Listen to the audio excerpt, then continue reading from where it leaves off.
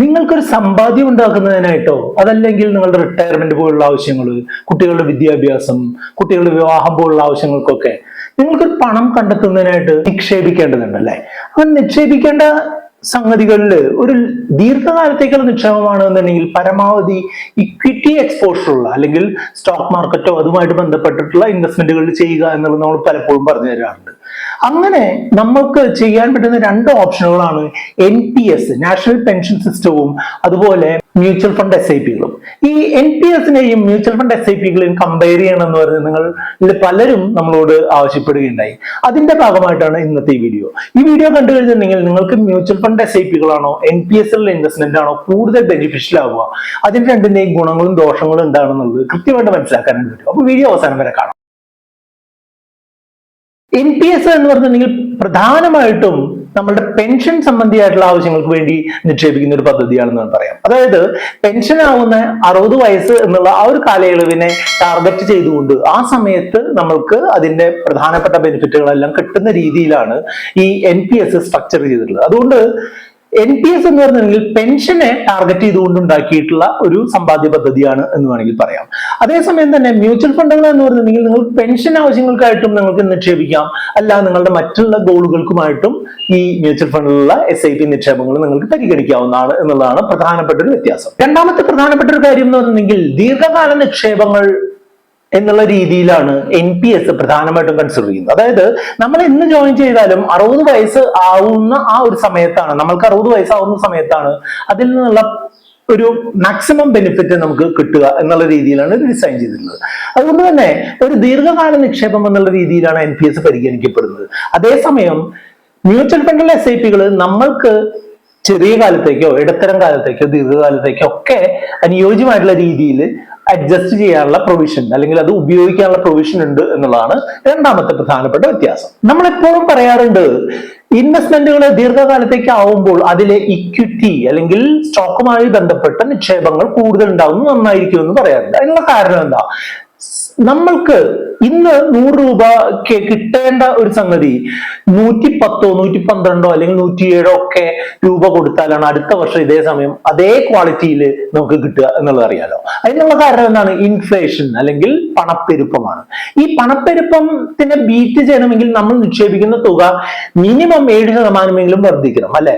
സാധാരണ നമ്മളുടെ മെഡിക്കൽ ആവശ്യങ്ങളോ അല്ലെങ്കിൽ കുട്ടികളുടെ വിദ്യാഭ്യാസ ആവശ്യങ്ങളോ ഒക്കെ 10-12% നിരക്കിലാണ് വർദ്ധിക്കുന്നതെന്നാണ് കണക്കുകൾ സൂചിപ്പിക്കുന്നത്. അതുകൊണ്ട് തന്നെ ദീർഘകാലത്തേക്ക് പോകുന്തോറും ഈ ഇൻക്രീസ്, ഈ 12% ഇൻക്രീസ് ഒക്കെ കൂടി ഒരു അക്യുമുലേറ്റ് ചെയ്ത് വരുന്നതുകൊണ്ട് നമ്മൾ സാധാരണ ഒരു ഫിക്സഡ് ഡെപ്പോസിറ്റിൽ ഇട്ടാൽ അല്ലെങ്കിൽ സാധാരണ ഒരു നിക്ഷേപത്തിൽ നിക്ഷേപിച്ചു കഴിഞ്ഞാൽ നമുക്ക് ആ ഒരു ഗോള് അച്ചീവ് ചെയ്യാൻ ബുദ്ധിമുട്ടായിരിക്കും എന്നുള്ളതുകൊണ്ടാണ് നമ്മൾ ഇക്വിറ്റി ബേസ്ഡ് ആയിട്ടുള്ള നിക്ഷേപങ്ങളിൽ വേണം എന്ന് പറയുന്നത്.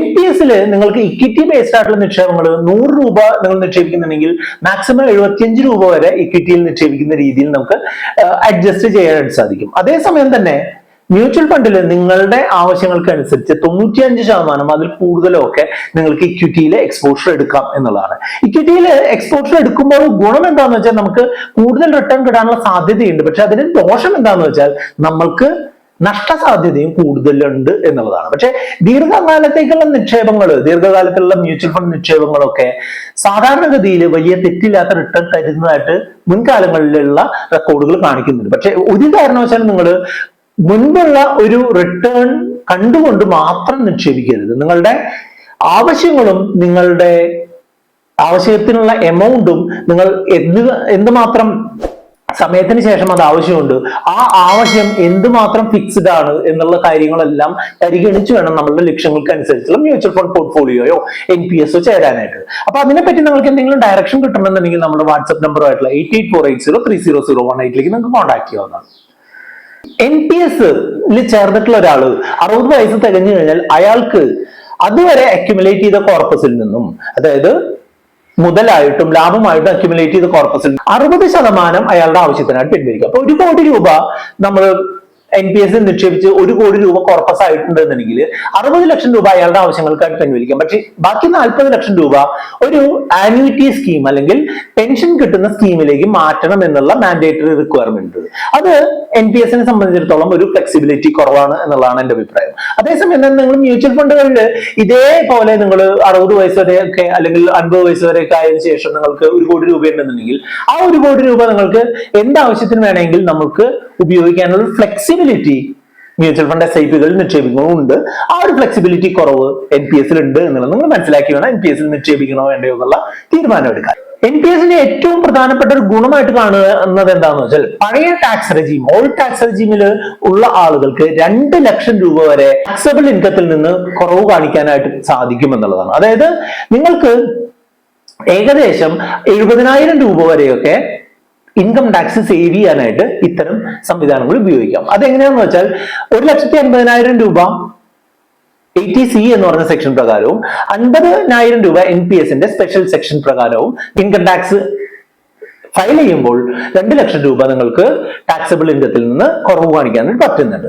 അതേസമയം തന്നെ മ്യൂച്വൽ ഫണ്ടിൽ ഒരു പ്രത്യേക തരം സ്കീമുണ്ട്, ELSS, equity link saving scheme എന്ന് പറഞ്ഞിട്ടുള്ള ടാക്സ് സേവിംഗ് മ്യൂച്വൽ ഫണ്ടുകളിൽ നിക്ഷേപിച്ചു കഴിഞ്ഞിട്ടുണ്ടെങ്കിൽ 1.5 ലക്ഷം രൂപ വരെ നിങ്ങൾക്ക് കുറവ് കാണിക്കാനായിട്ട് പറ്റും. അതായത് NPS നിങ്ങൾക്ക് ഒരു 50,000 രൂപ കൂടുതൽ ടാക്സബിൾ ഇൻകത്തിൽ നിന്ന് കുറവ് കാണിക്കാനുള്ള ഓപ്ഷൻ ഉണ്ട് എന്ന് ചുരുക്കം. മൊത്തത്തിൽ നോക്കുകയാണെന്നുണ്ടെങ്കിൽ എന്റെ ഒരു വ്യൂ അനുസരിച്ച് NPS-കളിൽ താരതമ്യേന കുറഞ്ഞ ഓപ്ഷനുകളാണുള്ളത് എന്നാണ് എനിക്ക് മനസ്സിലാവുന്നത്. അതായത് NPS-കളിൽ നമുക്ക് ഇക്വിറ്റി സെക്ഷൻ സെലക്ട് ചെയ്യാം, ഡെറ്റ് ആയിട്ടുള്ള സെക്ഷൻ, കോർപ്പറേറ്റ് ബോണ്ടുകൾ അല്ലെങ്കിൽ അതർ ഇൻവെസ്റ്റ്മെന്റ്സ് ഒക്കെ നമുക്ക് സെലക്ട് ചെയ്യാനായിട്ട് പറ്റും. അതിന്റെ ഒരു കോമ്പിനേഷൻ സെലക്ട് ചെയ്യുന്നത് അത്ര കൂടിയ അളവിലുള്ള ഓപ്ഷനുകളിലായിട്ടല്ല. അതേസമയം തന്നെ മ്യൂച്വൽ ഫണ്ടുകളിൽ നിങ്ങൾക്ക് ചെറിയ കാലം മുതൽ വലിയ കാലം വരെ നിക്ഷേപിക്കാനുള്ള ഡെറ്റ്, ഹൈബ്രിഡ്, ഇക്വിറ്റി രീതിയിലുള്ള നിക്ഷേപങ്ങൾ നിങ്ങൾക്ക് സെലക്ട് ചെയ്യാൻ പറ്റും എന്നുള്ളത് ഇതിന്റെ ഓപ്ഷനുകളെ സംബന്ധിച്ചിടത്തോളം മ്യൂച്വൽ ഫണ്ട് SIP-കൾ ബെറ്റർ ആണ് എന്നാണ് എൻ്റെ ഒരു വ്യൂ. ഞാൻ മുൻപ് പറഞ്ഞതുപോലെ ഒരു പോർട്ട്ഫോളിയോ രീതിയിൽ കൺസിഡർ ചെയ്യുകയാണെന്നുണ്ടെങ്കിൽ ഒരു ക്യാൻഡ് ആയിട്ടുള്ള അല്ലെങ്കിൽ ഒരു പ്രത്യേക രീതിയിൽ ഓർഗനൈസ് ചെയ്തിട്ടുള്ള ഒരു പോർട്ട്ഫോളിയോ എന്നുള്ള രീതിയിൽ ചെറിയ ഓപ്ഷനോട് കൂടി മാത്രമേ NPS ഉപയോഗിക്കാനായിട്ട് പറ്റൂ.